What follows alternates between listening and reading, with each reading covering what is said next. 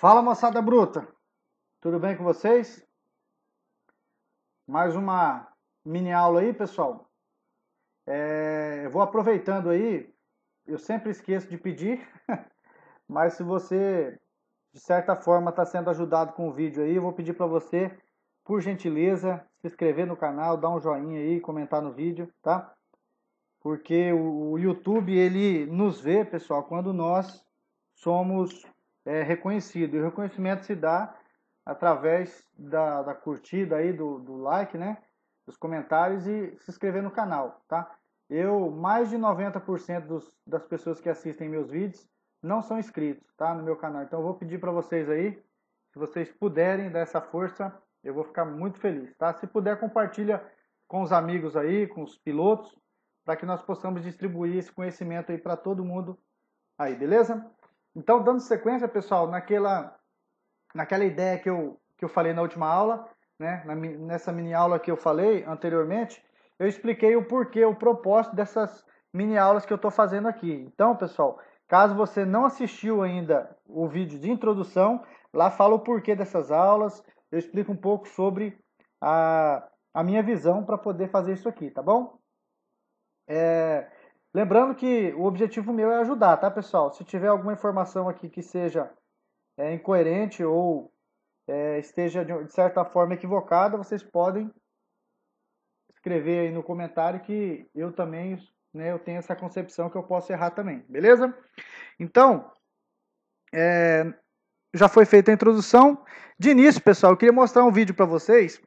A gente fala de contexto história do paramotor, né? Não tem como nós não refletir um pouco no passado e observar como que eram antigamente os voos. Então, dá uma olhada nesse vídeo, né? Esse vídeo está disponível no YouTube, tá, pessoal? No final do vídeo tem a descrição desse local que eu retirei esse vídeo aí, tá? Então, olha a instabilidade, ó. Isso aí era um paraplano, tá? Lógico que é com rodinhas, mas é uma adaptação, né? Uma variável do paramotor aí. Chamado paraplano, isso aí foi na França, controlado pelo pé. E observem a estabilidade da asa, toda molona, né? Então, eu queria começar com esse vídeo aí para nós podermos refletir um pouco o que foi o parapente, o paramotor, né? E quais são as tecnologias que são aplicadas hoje, né? A diferença que existe. Então, vou começar, pessoal, falando um pouco. Eu coloquei ali como tópico, né? A origem do paramotor, mas claro que o paramotor ele é formado pelo velame, pela asa, né? O paraglider, né? E também pelo motor, né? Então, o paramotor é o conjunto desse velame, dessa asa, mais o motor. Então, para a gente falar do histórico do paramotor, né? A maior parte desse período, pessoal, ela é direcionado ao parapente. Então, o paramotor ele surgiu, né? Graças ao parapente. Então, por isso que eu vou iniciar nessa linha de raciocínio aí, tá? Então, essa questão, pessoal, de voar é uma coisa, o ato de voar é uma coisa desejada, né, desde os nossos primórdios aí, né? Quem nunca olhou um pássaro e não desejou estar lá, né? Sobrevoando, pairando no ar, né? Então, esse conceito de voo, pessoal, foi desejado por muito tempo, né? E foi realizado, né, em 1903 aí, nós brasileiros consideramos o pai da aviação, Santos Dumont. É claro que existem os irmãos Wright ali, né? E também, dependendo dos Estados Unidos defendem, a França, né? Defendem que eles foram os primeiros a voar. Então existem aí essas divergências de quem voou primeiro e quem não voou, né? Mas o que vale para nós a discussão, né? Alguns grupos aí de pilotos incentivam, né? Orientam que esse voo ele foi realizado graças a um engenheiro da NASA. Outros falam que foi os paraquedistas, né? Que deu origem ao paramotor.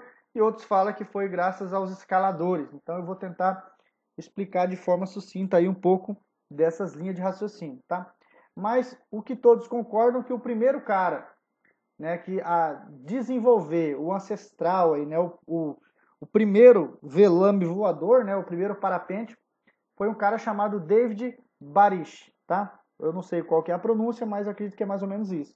Então, David Barish, pessoal, ele foi o primeiro cara a inventar, né, uma estrutura capaz de voar. Então, você pode olhar aqui, é uma foto dele, né? E aqui embaixo também, ao lado do piloto. E aqui nós conseguimos ver a imagem de como foi a seu velame na época ali, tá? Então, esse aqui foi o primeiro e depois uma, uma evolução desse protótipo. Foi feito um ajuste, então chegou nesse daqui, tá? Similar a esse, pelo menos dessa forma, tá? Esse David, pessoal, ele era um engenheiro, né? Em aeronáutica, né? Ele também era um cara paraquedista, né? E esse cara, ele era um cara muito curioso, né? Porque ele gostava de voar, né? Gostava da sensação de voar. E ele foi ele foi desafiado a fazer um projeto, tá? Esse projeto é o projeto de Apollo, né? Não sei se vocês se recordam que em 1969, né, segundo a nossa direção aí mundial, né, os Estados Unidos ele levou o homem à Lua, né? E o David ele foi desafiado a desenvolver um projeto, né, que favorecesse em caso de uma situação de emergência para que os pilotos, né, da aeronave pudessem planar, né, em caso de uma pane, de caso de uma falha aí, tá? Então o David ele aceitou esse desafio e em 1965 ele fez vários protótipos, né? Várias ideias e ele chegou, pessoal, a uma espécie de velame, né? Como eu coloquei aí, esse velame, pessoal, era a ideia era sustentar um indivíduo no ar, né? E esse velame ele fez os testes lá no Monte Hunter, né? Nos Estados Unidos, né? Ele testou várias vezes para poder fazer os seus ajustes aí, tá? Esse velame, ele era um velame, pessoal, muito grande, tá? Ele tinha uma largura aí de aproximadamente 27 metros e meio, tá? E um diâmetro aí de aproximadamente 8 metros e meio. Então, se a gente calcular aí dá 200 e poucos metros quadrados, muito grande, bem grande a sua estrutura, tá? E o David, pessoal, ele bolou essa ideia, né, pensando que essa estrutura pudesse suportar um indivíduo em voo e por uma determinada distância, tá? Esse velame que ele conseguiu desenvolver, ele tinha logicamente algumas diferenças dos parapentes atuais, né? Porém já tinha muita similaridade, tá? Muitas semelhanças aí, como por exemplo, ele já possuía, pessoal, o bordo de ataque, né? Ele era composto por intradorso, por extradorso, que é aquele tecido embaixo e em cima, né? E ele possuía dois painéis independentes, né? Que separavam um dos outros aí, tá? E ele também, pessoal, o tecido inferior, aquela parte de baixo ali, como vocês podem visualizar na imagem, um terço dele, ó, ele vinha por cima das linhas, tá? Então ele cobria um terço das cordas, né, que eram utilizadas aqui no parapente, esse tecido da parte inferior, tá? E ele possuía 3 gomos, né? O primeiro, né, que ele utilizou aqui, né, em voo, e posteriormente, pela questão da razão de planeio, ele aumentou para 5 gomos, tá? Então ele aumentou a área do parapente ali, tá? Quando ele desenvolveu isso aí, ele deu o nome disso aí de Sloop Soaring, né? Ou voo de talude, tá? Isso em 1966, tá? A razão de planeio, pessoal, existem divergências aqui da onde que eu procurei, tá? Uns falam de 4, né? 4 a 2 metros, outro fala 3 metros, né? Por 1. O que quer dizer isso? A cada 3 metros que ele ia para frente, ele descia 1 metro, tá? Então essa era aproximadamente aí a razão de planeio que tinha esse velame criado por David aí, tá? Em 1966, ele tentou fazer alguns voos de demonstração, né, pessoal? Porém, as pessoas na época acharam uma loucura, obviamente, né? Alguém voando pendurado num tecido, né? E acabou que não houve o interesse, né? Não despertou os interesses das pessoas ali nesse tipo de loucura dele não, tá? Mais tarde, pessoal, em um dos primeiros manuais do voo livre, né, que foi publicado em 73, né, a maioria dessas informações que foram publicadas tinham como referência essas pesquisas aí que foram desenvolvidas pelo David aí, tá? Então ele serviu como uma didática aí para a evolução dos outros, né, parapentes que surgiram aí, tá? Na década de 60, né, mais precisamente aí por volta de 1964, nos Estados Unidos, um outro cidadão chamado Domina Jalbert, tá? Ele era um aviador canadense. Ele acabou se mudando para os Estados Unidos bem cedo, né? E ele era ele era uma pessoa que também tinha essa admiração pelo voo e ele fazia, pessoal, pipas publicitárias. Então ele trabalhava, né? Nessa imagem aqui nós conseguimos visualizar, ó, ele desenvolveu na década de 40 essas pipas publicitárias, né, para poder divulgar empresas aí, né, as pessoas olhando para o céu e vendo um flutuante ali, né. E esse Domina Jalbert, pessoal, ele foi o cara que criou o primeiro paraquedas retangular, tá? Que foi chamado de parafol, tá? Parafal, né? E as células desse parafol, pessoal, são muito similar com essas células projetadas nesses parapentes atuais, né? Então ele trabalhava com esse tipo de publicidade, fazendo essas pipas grandes aí, né? Inclusive ele fez um balão, uma pipa, não sei como que se refere corretamente o nome, mas se eu não me engano tinha 327 metros, foi capaz de levantar 10 toneladas, né, de um determinado tipo de minério lá. Então ele acabou desenvolvendo esse tipo de paraquedas aí, tá? Esse paraquedas ele possuía o extradorso, também possuía o intradorso e também possuía as células separadas, como eu disse para vocês, né, bem similar. Esse aqui é considerado o ancestral, tá? Ele é considerado o mais velho, né, aparente dos parapentes atuais aí em questão estruturais. Essas pipas que ele produzia, que era chamado de Kyton, né, não deu muita repercussão para ele, né? Ou seja, ele não teve muito sucesso desenvolvendo esse tipo de pipas, né? E quando ele viu, pessoal, que tinha desenvolvido alguma coisa que podia levar pessoas, né? Esse paraquedas, esse parafol, né? Ele não conseguiu muita mídia e ele procurou uma universidade, né? A Universidade de Notre Dame, e lá ele pediu auxílio para poder transformar aquele paraquedas em algo comercial, né, com tipos de materiais diferentes, com linhas com resistência, né? E existia um administrador da NASA e esse administrador observou mais de 20 tipos de criações que o David fazia e ele foi saudado. Inclusive, ele foi referenciado como um gênio nato, né, da época de criação, né? Então, ele teve essa felicidade de ser reconhecido. Porém, pessoal, esses paraquedas desenvolvidos, eles tentaram, na época, né, criar esses tipos de paraquedas para aquelas pessoas, para aqueles profissionais da área militar. Então, mais voltado a um paraquedismo militar, tá? E alguns também civis, mas principalmente para que eram militares aí para que trabalhavam, faziam apresentações aí, tá? E alguns civis que também faziam apresentações. Então ele foi usado esse paraquedas, né? Porém, o nosso amigo aí Domina, ele não teve muito reconhecimento e acabou voltando a trabalhar com pipas novamente aí, né? É esse senhor na imagem aqui, ó, nós podemos ver em todas as imagens aqui.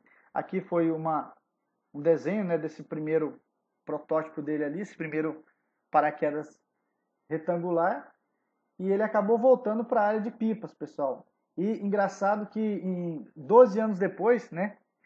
Imagina só, em 1964, 12 anos depois, que ele foi tomar conta, né? Foi observar que o esporte ele estava se desenvolvendo. Pessoas estavam usando a base daquele equipamento que ele tinha desenvolvido para poder fazer, né, saltos, fazer voos ali em penhascos aí, tá? E em 1988, quando ele foi procurado por vários jornalistas, os jornalistas procuraram Domina para poder tipo prestigiar, agradecer e fazer reportagem, né? Pelo sucesso, pela quantidade de pilotos que tinham fazendo uso daquele instrumento que ele tinha inventado, e ele acabou ficando surpreso, né? Quando ele recebeu a informação que existia um monte de pilotos usando aquele paraquedas que ele tinha abandonado há mais de 10 anos atrás, né? Ele ficou muito feliz, inclusive ele falou que seria o melhor presente de Natal que ele tinha recebido. Então, continuando, pessoal, o próximo fato aqui que é importante nós salientarmos é que a explosão mesmo, o desenvolvimento do parapente, ele se deu graças a 3 paraquedistas franceses, tá? Esses paraquedistas, pessoal, na verdade, eles eram escaladores, né? Eles eram pessoas que gostavam de escalada e eles tiveram o contato, né, com esse parapente, né? E eles falaram assim, é um trabalho muito grande para poder descer as colinas, as montanhas, então é melhor nós subir escalando e descer essas montanhas voando, é muito mais rápido e prático, né? E eles acabaram impulsionando realmente o ato aí de voo livre aí, né? De voar com os paraquedas aí, né? Os parapentes, né? E daí eles se uniram, pessoal, para escalar uma montanha, né? Algumas referências falam que são 2, né? Que é o Jean-Claude Bettemps e o André Bon, né? E eles escalaram essa colina aí de Pertuis, né? Perto de Miercy, lá nos Alpes franceses. E no dia seguinte juntou esses dois, né? O Jean e o André, mais o Gerald Bosson, tá? Então, e existem outras referências que falam aí que os 3 juntos. Então, não vou entrar nesse mérito de discussão se foi os 2 ou se foi os 3, não. Mas o que importa é saber que esses 3 escaladores, eles se reuniram, né, para fazer essa saga, né, de escalar esses Alpes franceses lá em Miercy, né, que aqui na imagem a gente consegue ver aqui a fundo, ó, né, e eles escalaram lá para fazer esse voo, né, e aí acabou que a imprensa, né, foi feito várias reportagens, muita gente curiosa foi observar o ato, né, de saltar de uma colina, de um penhasco, né, e com isso, pessoal, tivemos aí uma grande publicidade desses indivíduos aí saltando, né? Inclusive, em 1978, né, tinha em torno de 50, né, perdão, em torno de 15 pilotos fazendo essa saga aí, né? E a notícia foi se espalhando, né? Em 1979, em torno de 500 paraquedistas faziam essa saga aí, né? Então, pessoal, isso fez com que o esporte fosse amplamente divulgado. Se vocês olharem aqui as imagens, ó, o tanto de gente que subia só para ver o pessoal ser lançado das colinas aqui através do parapente, né? Através do paraquedas, né? E esses indivíduos aqui que são importantes, né? Os nossos amigos franceses aí que desenvolveram, que divulgaram, né? Tomou nome o parapente, paraquedas, né? Foi Gerald Bosson, tá? Que é esse senhor aqui, ó. O Jean-Claude Bettemps. Eu não consegui nenhuma imagem de André Bon, não. Tá ok? O que mais, pessoal? Esse Gerald Bosson aqui, ele foi o cara que introduziu, em 1979, o parapente ao Campeonato Mundial de Asa Delta, né? A Asa Delta já tinha existido, né? Se desenvolvida, e ele acabou introduzindo aos campeonatos mundiais, tá? E ele também foi um cara que, no início dos anos 80, ele desenvolveu a primeira escola de parapente do mundo, né? Chamado Club Les Choucas, tá? Foi a primeira escola de parapente fundada no mundo aí, tá? Ela reunia vários escaladores franceses, né? E eles viam o parapente mais como uma forma rápida e prazerosa de retornar ao solo, né? Após fazer uma escalada. Em 1987, pessoal, na França já existia mais de 5.000 paraquedistas e mais de 40 escolas, né? Então, Gerald Bonson foi o pioneiro aí nesse desenvolvimento das escolas de formação para pilotos aí de parapente, ok? Então, por isso que tem aquela referência lá que eu coloquei na parte inicial, de que foram os montanhistas, né, os escaladores ali, que deram o verdadeiro impulso ao parapente, né, na parte inicial ali do seu desenvolvimento, tá? Que mais, pessoal? Continuando, nós tivemos aí também, considerando a palavra, né, hoje nós usamos paraglider, né, parapente, né, para o voo com o velame, né, parachute, né? Então, o significado da palavra, né, no início eles pensaram em paraquedas, né? Paraquedas, né, paraquedas de montanha, né? Então existia essa, eles não sabiam nenhum nome que eles iam dar para aquele esporte, na verdade, tá? Primeiramente eles pensaram em paraquedas de montanha, né? Depois pensaram em voo de pente, né? Porque a palavra pente, pessoal, do francês ela significa encosta, então seria voo de encosta, tá? O termo mais atual, né? O significado de parapente aí, ok?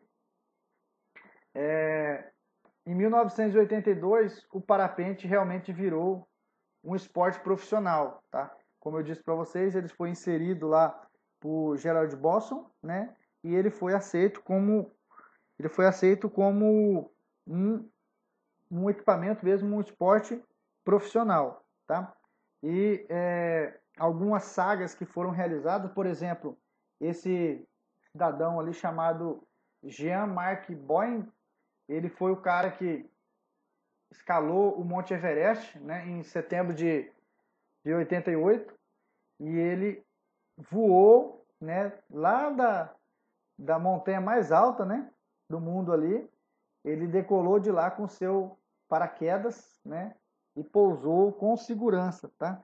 Foi um voozinho aí que ele fez de aproximadamente 11 minutos, né, e tomou uma grande publicidade devido ao fato, né, desse voo que ele acabou realizando aí, tá? Posteriormente, foi realizado o primeiro voo duplo em 2001, né, por esse casal aí chamado Claire Berner e Zed Bertrand, tá?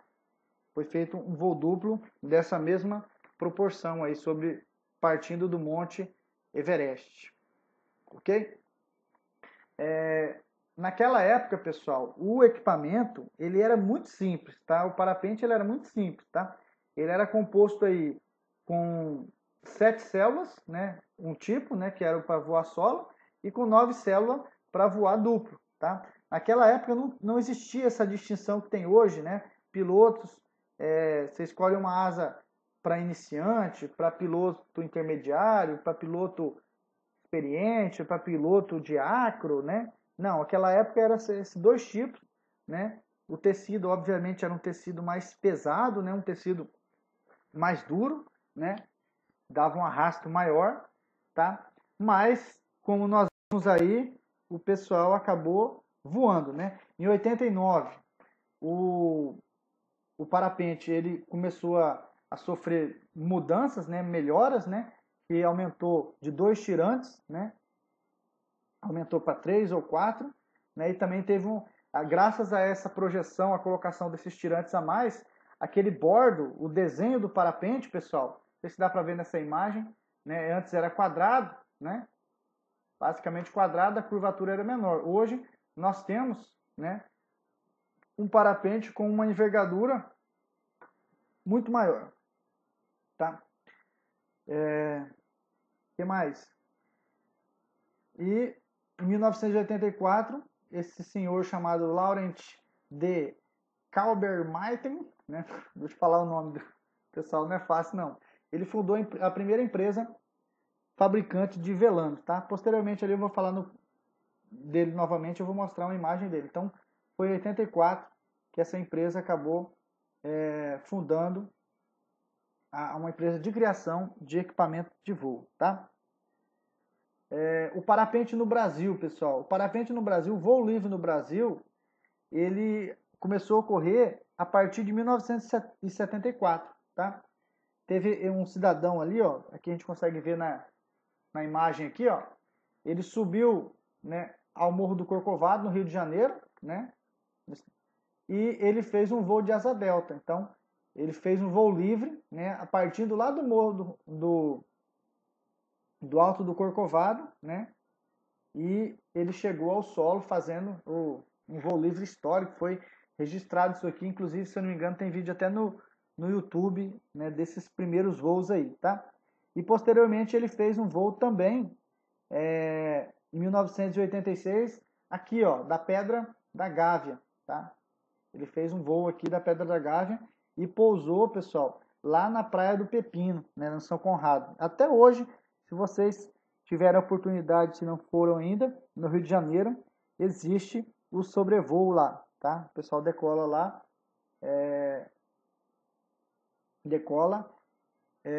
e pousa lá na Praia do Pepino, tá? Beleza? Eu não me recordo o nome da rampa, mas eu acho que a rampa não é a Pedra da Gávea, não. É o Morro de São Conrado, tá? Que eles decolam. Se eu tiver errado, peço desculpas aí, pode comentar nos comentários a correção aí, tá? Mas eles continuam pousando lá, se quiserem, né? Lá na Praia do Pepino, em São Conrado. Beleza? Em 1987, nós tivemos aí um dos pioneiros do voo, né? No Brasil, foram os suíços, né? E alguns brasileiros, né? Como o Jerome Saunier e o François Knebel, né? Esse Jerônimo, ou Jerônimo, tal, esse caboclo aqui, ó, gente fina, eu conheci ele. Ele mora e faz voo lá em Canoa Quebrada, né? Um cara é o pioneiro no Brasil aí, voa parapente, voa paramotor, né? Então, segundo os relatos aí, ele foi um dos pioneiros aí, junto com os brasileiros aí, que foi esse cara aqui, que é o Rui Marra, né? E também Daniel Schmidt e Marcelo Basiloni, tá? As referências que eu achei aí na internet constam que foi esses os primeiros indivíduos a fazerem o voo de parapente aí no Brasil, tá, pessoal? O primeiro campeonato brasileiro de parapente foi realizado em 1982. Como a gente viu, o esporte tomou proporção de esporte em 82, 8 anos depois foi realizado o primeiro voo de parapente aí, tá? E o voo motorizado, pessoal? O voo motorizado, né, como sonhado, desenhado aqui, ó, nessas invenções, né, os parachutes, né, se deu, pessoal, principalmente na França, tá? Na verdade, mais no Reino Unido ali, tá? Mas a França foi uma dos pioneiros ali, tá? Seria errado da minha falha falar que foi exatamente a França, porque, como eu disse para vocês, até referência bibliográfica para a gente achar a história disso aqui é difícil de encontrar, tá? E o material que nós encontramos, a maioria deles são, né, em inglês, em francês, né?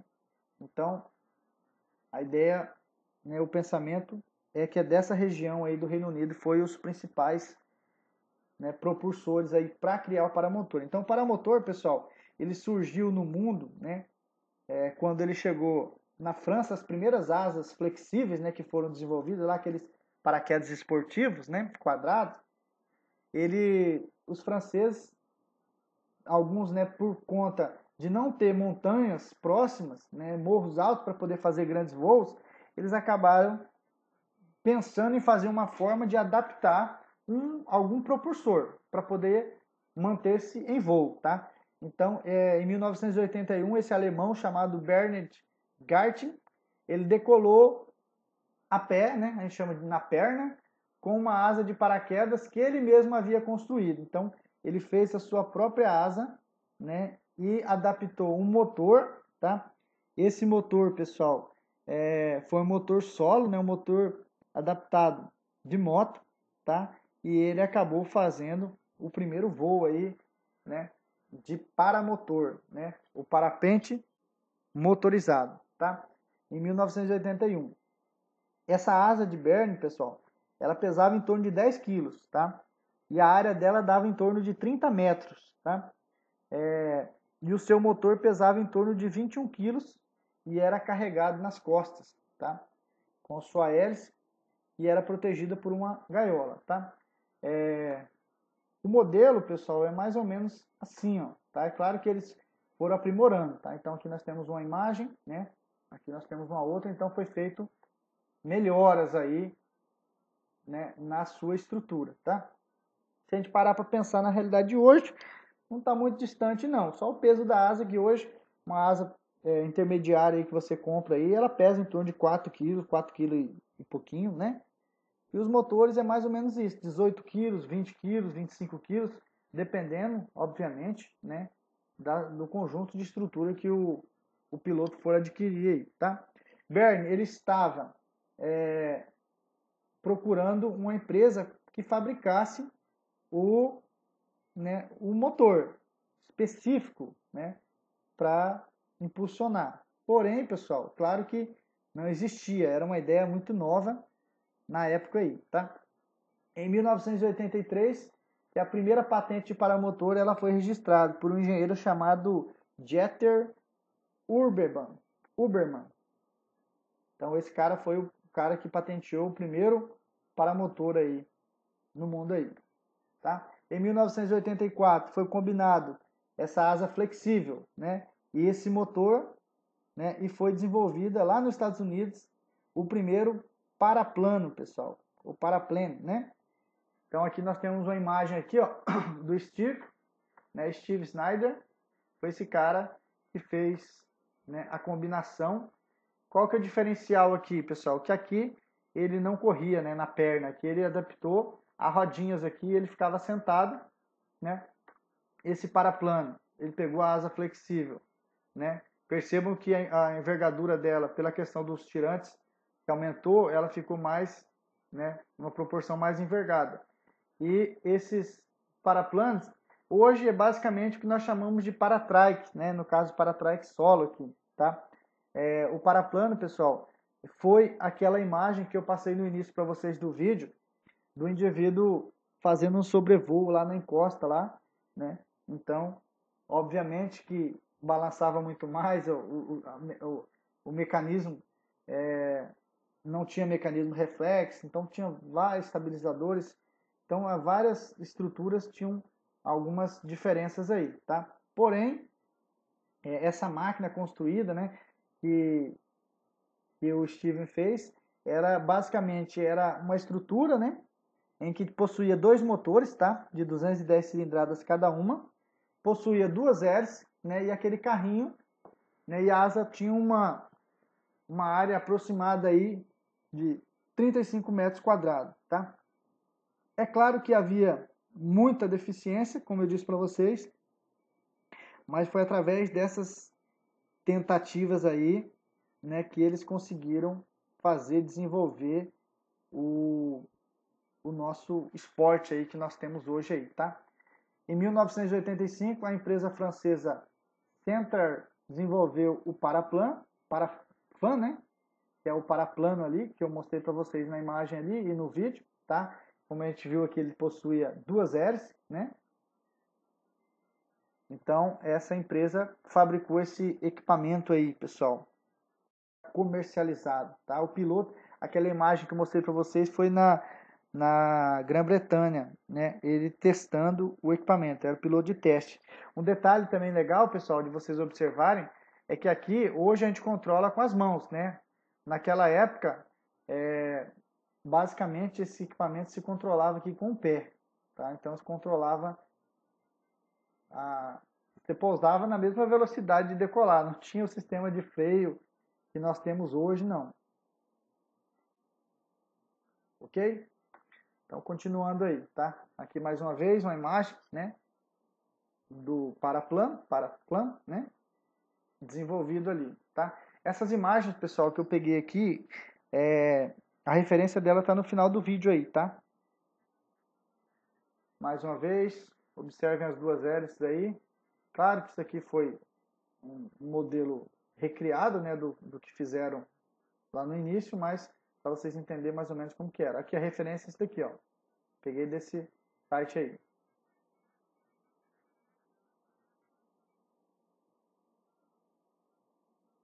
Continuando, pessoal, em 1985, né, o senhor Laurent de Kalberman, ele criou o Handle News. Tão mal de idioma, né? Então ele criou esse Handle News aí, tá? Que foi o primeiro parapente real, né? Projetado já com todos os materiais mais leves, né? Mais fácil de inflar, né? Com a resistência maior. Então foi ele que fez a primeira representação aí do real, né? Posteriormente, pessoal, também a empresa que hoje é muito forte na produção de parapentes, chamado ITV, tá?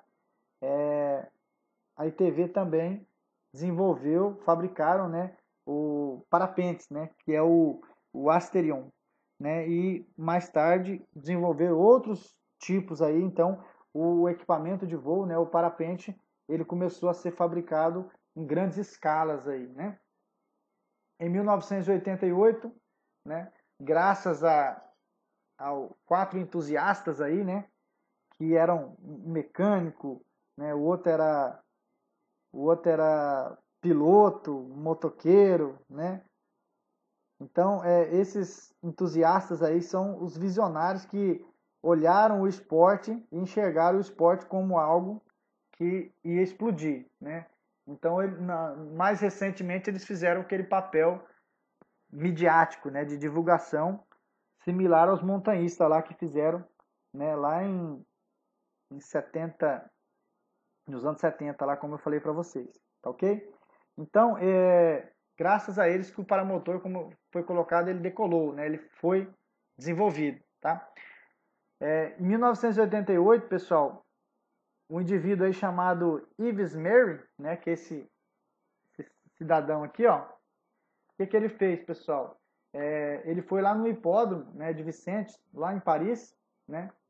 E ele fez a primeira aparição em público. Foi ele que fez o seu rasantão lá, né, através desse paramotor e impulsionou, apresentou, mostrou que dava sim para um homem voar, não só de montanhas, mas ele conseguiria também voar grande distância e próximo ao solo, aí sempre se depender de escalar uma montanha para poder fazer um salto, tá? De paraquedas ou saltar de um avião, tá? Em 1988 ele cruzou o canal inglês chamado Canal da Mancha, né? Ele fez esse percurso aqui, pessoal, ó, entre a Inglaterra e a França, tá? Ele fez esse voo mais ou menos aí 1h20, tá? Esses 35 quilômetros aí foi um avanço, né? Mostrando que o equipamento poderia sim resistir a grandes distâncias, né? Nós poderíamos dizer que foi o primeiro cross-country feito com o paramotor aí, graças a esse colega aqui, né? O Yves Merry. Em 1989, Didier Amin, né? Ele fez a travessia, né, do Grande Air Oriental, que nada mais é que ele foi lá naquelas montanhas de areia lá no deserto do Saara, pessoal, e ele participou de um rally, tá? Hoje nós chamamos aí de Rally Dakar, né? Então ele participou de um rally, ele colocava uma câmera conectada, né, na sua cabeça ali, na sua estrutura, e ele filmava os carros, né, e embaixo ia um carro pegando o sinal ali, da câmera que ele estava registrando, então saiu imagens nunca feitas antes, né? Então, graças ao paramotor aí foi conseguido fazer essa saga aí, tá? Em 1989, o Didier também ele cruzou o Nice Calve, tá? Esse Nice Calve, pessoal, é um canal também que existe lá na França lá, e ele voou, né, às 5h20, né, e ele fez um abastecimento em voo, pessoal, tá? Existia, segundo relatos aí, não sei se isso procede, né, mas segundo relato, tinha uma mangueira de 10 metros que era enrolada no barco e, e ele conseguia fazer o abastecimento aí, tá?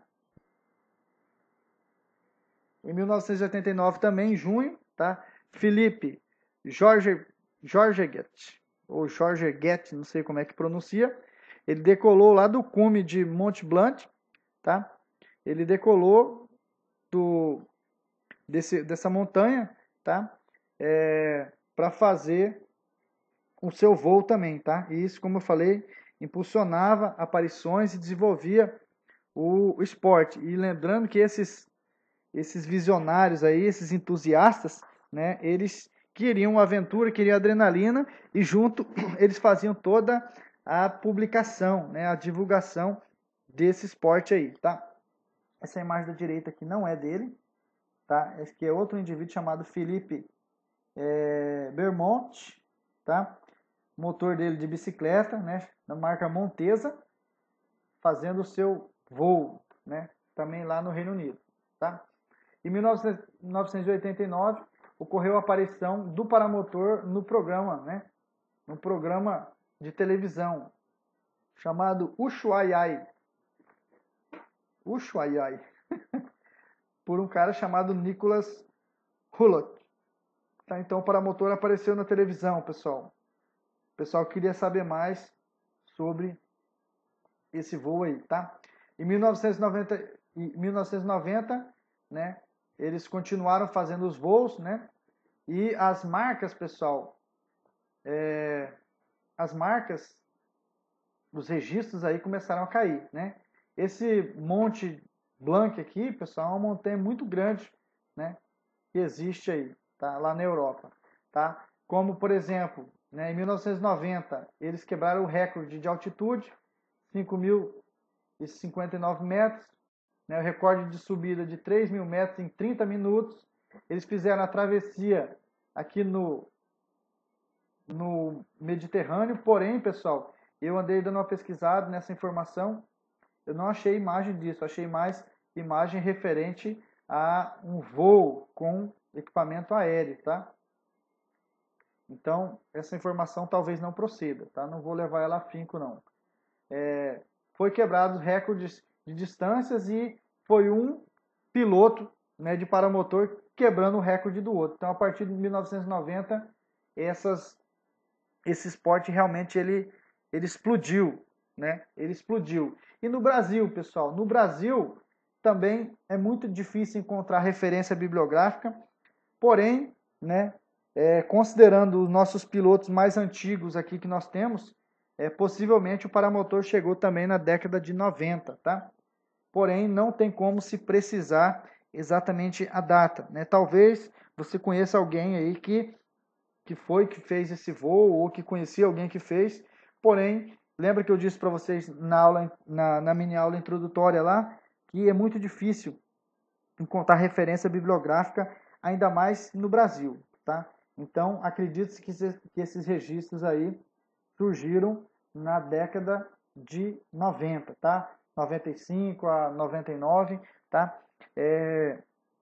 Pesquisando alguns pilotos aí, eu encontrei alguns indivíduos falando que voa desde 99, né? Desde 98, né? Então, como não tem como precisar, eu nem vou citar as, né, sugestões aí da onde que eu encontrei, tá? Ok? Porém, pessoal, o que importa mesmo pra gente é que o paramotor chegou, tá? E o paramotor chegou no Brasil. Hoje nós temos empresa nacional, tá?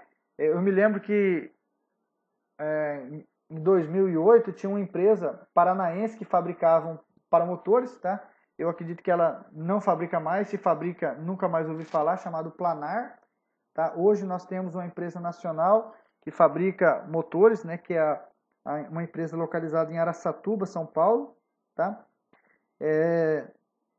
Nós temos uma empresa que é potência na produção de parapentes, né?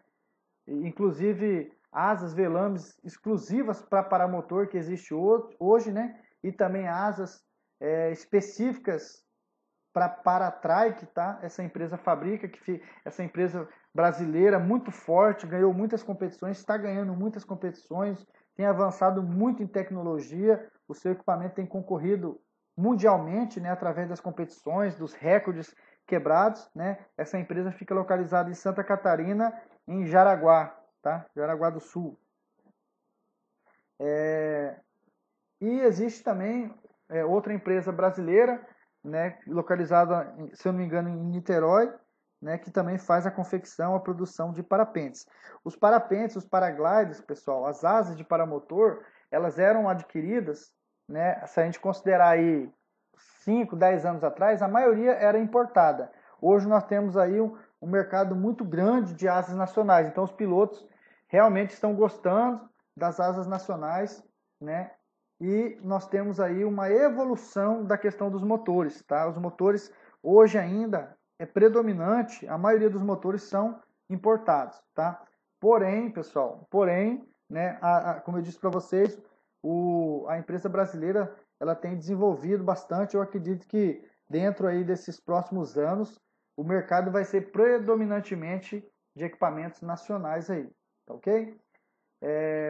Lembrando também que existem hoje ainda pilotos que fazem adaptações, tá? Fazem adaptações tanto de velames, pegam uma asa que é de parapente para voar sem motor e pegam um motor de moto, né? E faz uma adaptação para voar, né, com esse motor de moto aí, motor de DT, RD, né? Então existem vários motores aí, motor de motosserra, então são situações que também acontecem, tá? Aqui, pessoal, mostrando a imagem lá do Monte Blanc, né? Piloto fazendo um voo aqui nesse caso de parapente, mas olha da onde que o cara está decolando, né? Então é algo assim espetacular, né, de se ver, tá? E o paramotor, pessoal, ele está entrando, eu acredito, na minha concepção, posso estar errado, que nós vamos avançar primeiro para essa linha aqui, como vocês podem ver, nós encontramos muitas parafusadeira, furadeira, equipamentos, né, graças à energia elétrica, né, contínua, né, e as baterias aí, né, popularmente dizendo. Então, o motor elétrico, o paramotor elétrico, pessoal, eu acredito que vai ser algo, né, que tem tudo para desenvolver. Qual que seria a vantagem? Um equipamento leve, né, mais leve, sem utilizar gasolina, né, sem barulho, né, que é o gostoso, né, de fazer um voo, né, quem voou já de parapente sabe, aquele barulho do vento. Então eu acredito que tem tudo para desenvolver. É claro que ainda, pessoal, eu vi alguns testes que foram feitos, né, o preço é muito caro, o tempo de duração das baterias ainda, né, não são suficientemente para aguentar 1 hora, 2 horas, né, como seria o necessário, mas eu acredito que tem tudo para se desenvolver, tá? É uma ideia que nós temos aí, né? Nós temos aí, que eu tenho, na verdade, que isso aqui vai crescer muito, tá? E, pessoal, aqui eu coloquei um cidadão aqui, né, falando desse histórico de evolução, né? Esse piloto espanhol chamado Ramon Morilas, né? Ele bateu o recorde mundial, né, de travessia de paramotor, completando 1.105 metros, perdão, 1.105 quilômetros, tá? Entre Gerês, né, e Lanzarote, tá? Em abril de 2007. Então aqui está registrado aqui, que é a referência de onde que eu peguei, tá? Esse cara, ele, como vê no Facebook dele divulgando, né, Ramon Morilas, o caçador de recordes, né? Ele é um baixinho desafiador, né? Ele gosta, o lovulador, né? Ele gosta ele testa equipamento, ele faz mídia, ele é um cara, né, que ele é o atual recordista, tá? Por que eu coloquei essa imagem? Para vocês verem que aqueles voos inicial lá de David, né, lá nos Alpes, né, nas montanhas lá dos Estados Unidos, né, chegar a 1.105 quilômetros de distância, né? Então é uma evolução muito grande que o nosso esporte tem adquirido, tá? E será que vai evoluir, pessoal? Eu acho que vai. Eu acho que no futuro, né, nós já estamos nessa fase aqui que está se usando esse equipamento aqui, a base de tipo um jato, eu vou especificar bem, né? Eu lembro que a empresa Zapata fez um teste agora de atravessar aquele canal da Mancha. Não sei se conseguiu, no primeiro teste ele tinha caído, né? Mas eu acredito que o futuro é isso aqui. Talvez até um tênis que você vai conseguir te impulsionar para cima aí, tá? Aqui, pessoal, algumas referências que eu encontrei, né, para poder achar. Lembrando que o material hoje é muito difícil no Brasil para se entender, para se ver a origem do paramotor, tá? Eu sei que a minha mini aula aqui não é nada, né, mas se você assistiu até aqui, eu pedi para você, mais uma vez, se inscreve no canal, me ajuda aí na divulgação desse vídeo, né? Entrega para outros pilotos, tá? Eu sei que através desse meu vídeo pode aparecer outros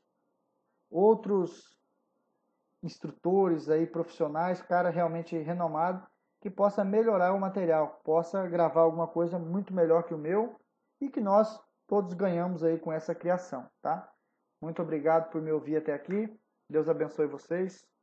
Na próxima aula, na próxima mini aula, nós vamos dar continuidade nessa linha para melhorar a qualidade de todos nós. Grande abraço, Deus abençoe vocês e até a próxima.